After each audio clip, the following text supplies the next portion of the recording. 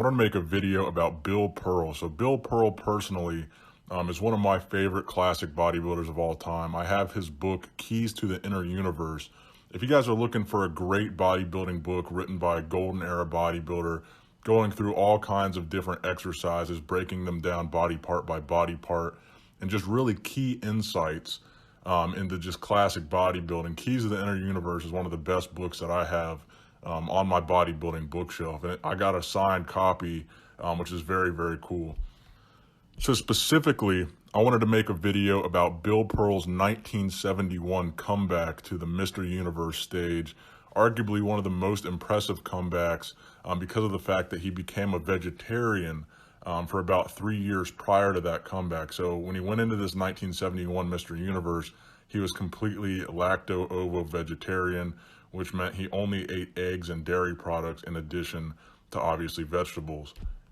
So Bill Pearl has been competing since 1952, and his competitive career would extend all the way until 1971, where he would compete in that final Mr. Universe competition. So during the course of his career, he won 4 professional Mr. Universe titles: 1956, 1961, 1967, and 1971. So again, that was the N.A.B.B.A Mr. Universe. And again, I've said this many times, but the N.A.B.B.A Mr. Universe was the biggest title you could win prior to the Mr. Olympia. So 2 of those titles were won before the Mr. Olympia even began in 1965.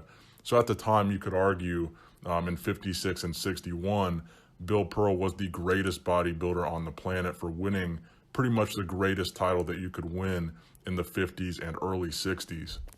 Which brings up a more interesting point, the fact that Bill Pearl never competed in the IFBB and never competed in the Mr. Olympia, but this did not mean that he would never beat a Mr. Olympia winner on stage, bringing me back to that 1971 N.A.B.B.A Mr. Universe comeback. So as many of you know, 1971 was a big year for bodybuilding history, specifically the history of the IFBB. That is the year they entered their non-sanctioned policy into their rule books, which meant if you were an IFBB bodybuilder and you competed in another federation, such as the N.A.B.B.A Mr. Universe, you would be disqualified from entering the Olympia or even banned from the IFBB. So again, Bill Pearl's 1971 N.A.B.B.A Pro Universe win would play a big factor in this decision to implement this non-sanctioned policy. So this 1971 Mr. Universe was held exactly 1 week prior to the 1971 Mr. Olympia.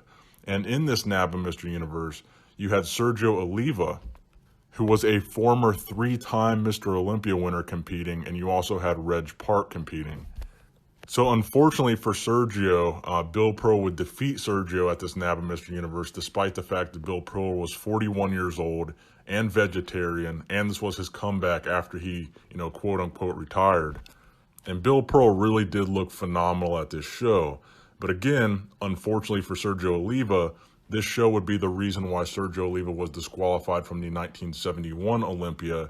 And apparently it would also be the reason that he would place second in 1972, because according to Sergio Oliva, Joe Weider claimed in 1972 that his ban had not yet been lifted when he competed in that 72 Olympia, so they could not allow him to win.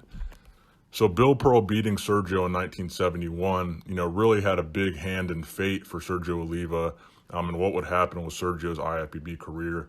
Who knows if Sergio would have gone on to continue to compete at the Mr. Olympia and possibly beat Arnold one of the years that Arnold would continue to win. And immediately after winning that 1971 Mr. Universe, Bill Pearl finally definitively retired, after which point he stopped all guest posing and dropped anything related to bodybuilding that didn't involve his business, where he owned a couple health clubs and gyms.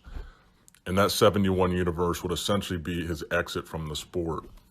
Now, Bill Pearl is still alive today at the age of 87. I actually recently got an autographed photo from him just a couple months ago. So arguably, one of the best classic bodybuilders of all time, one of my favorite classic bodybuilders, and certainly one of the best to not compete in the IFBB.